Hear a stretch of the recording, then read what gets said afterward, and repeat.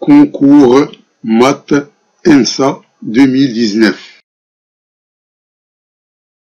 Consigne, il faut lire attentivement l'énoncé avant de répondre. Il faut commencer par la question qui vous apparaîtra abordable et dont vous disposez des moyens de répondre. Ne cochez la réponse que si vous êtes sûr de la réponse. C'est mieux d'avoir un 0 que d'avoir -1. Bonne chance.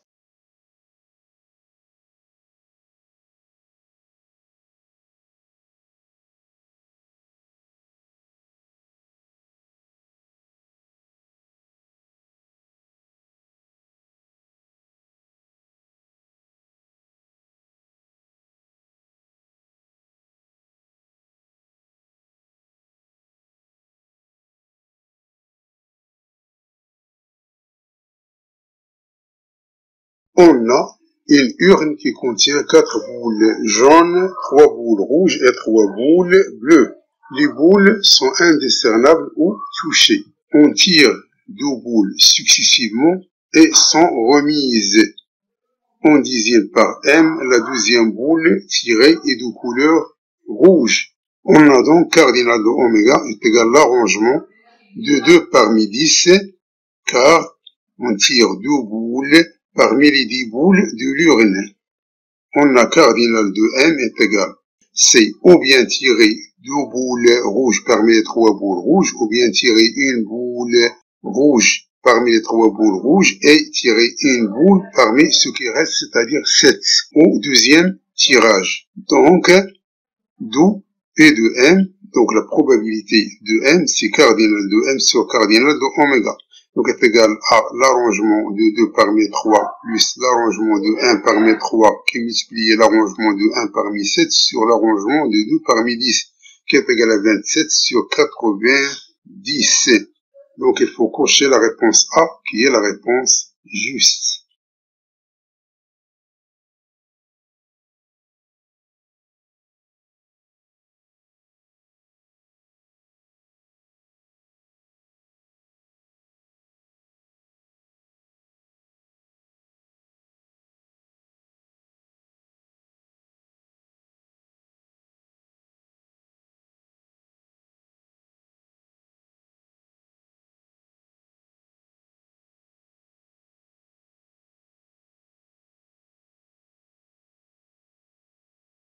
Il s'agit d'une probabilité conditionnelle, puisqu'on a supposé que l'événement M est déjà réalisé. Désignons par J la première boule tirée est jaune, et désignons par Q la première tirée est jaune, sachant que la deuxième tirée est rouge. Donc on devra calculer P de Q, qui est égal P de G, sachant que M est déjà réalisé, qui est égal à la probabilité de M inter J sur P de M. Or, P de M, c'est 27 sur 90, qui est égal à 3 sur 10. Et P de M inter J, c'est cardinal de M inter J sur cardinal de oméga. Or, cardinal de M inter J, c'est tirer une boule jaune parmi les 4 boules jaunes et tirer une boule rouge parmi les 3 boules rouges sur l'arrangement tirer 2 boules parmi les 10. C'est-à-dire, on trouve c'est égal à 4 sur 30. Et par suite, P de Q est égal à 4 sur 30 qui multiplie 10 sur 3 qui est égal à 4.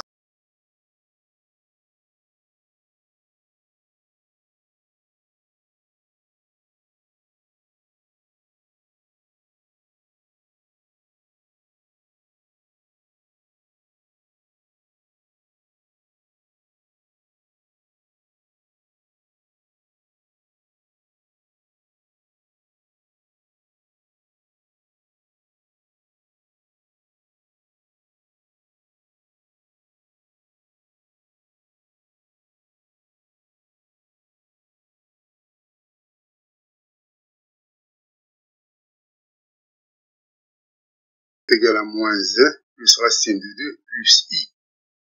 On a donc Z est égal à -1 plus I plus racine de 2. On va mettre racine de 2 en facteur. On aura racine de 2 facteur de -1 sur racine de 2 plus I, 1 sur racine de 2 plus racine de 2. On veut multiplier par le conjugué, donc z est égal à racine de 2, facteur de moins racine de 2 sur racine de 2, plus i racine de 2 sur racine de 2, plus racine de 2. Or, moins racine de 2 sur racine de 2, c'est cosinus de pi moins pi sur 4. Et racine de 2 sur racine de 2, c'est sinus de pi moins pi sur 4. D'où z est égal à racine de 2 facteur de cosinus de 3 pi sur 4 plus i sinus de 3 pi sur 4 plus 1, qui est égal à racine de 2, l'exponentielle du i 3 pi sur 4 plus 1. Donc c'est l'écriture Euler, qui est égal à racine de 2, ei 3 pi sur 8, facteur de ei 3 pi sur 8 plus e moins i 3 pi sur 8. Or, cosinus de 3 pi sur 8 est égal à l'exponentielle de i 3 pi sur 8 plus l'exponentielle de moins i 3 pi sur 8, le tout sur 2. Donc,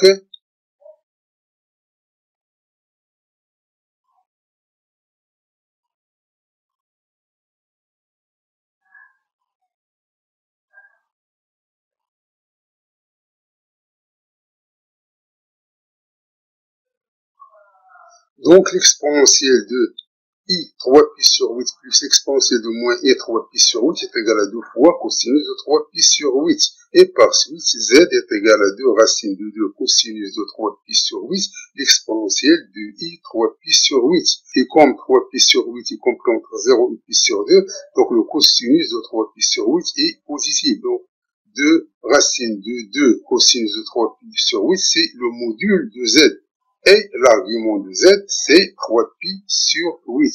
D'où l'argument de z est égal à 3 pi sur 8 modulo de pi. Donc, il faut coucher la réponse A qui est la réponse juste.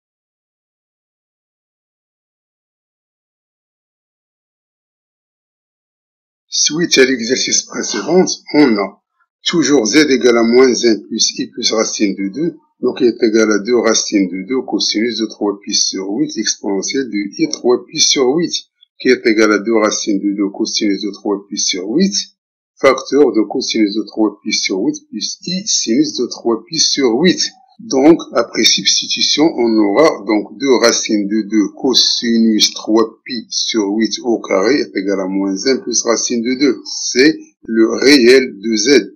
Et 2 racines de 2 cosinus 3 pi sur 8 sinus de 3 pi sur 8 est égal à 1. C'est l'imaginaire de z. D'où cosinus de 3 pi sur 8 au carré est égal à moins 1 plus racine de 2 sur 2 racines de 2. Qui est égal à 2 racine de 2 facteur de moins 1 plus racine de 2 sur 8, qui est égal à racine de 2 facteur de moins 1 plus racine de 2 sur 4, qui est égal à 2 moins racine de 2 sur 4. Or, 3 pi sur 8, il est compris entre 0 et pi sur 2. Donc, cosinus de 3 pi sur 8, il est positif. Et par suite, cosinus de 3 pi sur 8 est égal à racine de 2 moins racine de 2 sur 4, qui est égal à 2 moins racine de 2 à la puissance 1 demi sur 2. Or, cosinus de pi moins 3 pi sur 8 est égal à moins cosinus de 3 pi sur 8, et qui est égal à cosinus de 5 pi sur 8. D'où cosinus de 5 pi sur 8 est égal à moins 2 moins racine de 2 à la puissance 1 demi tout sur 2. Il faut donc cocher la réponse B qui est la réponse juste.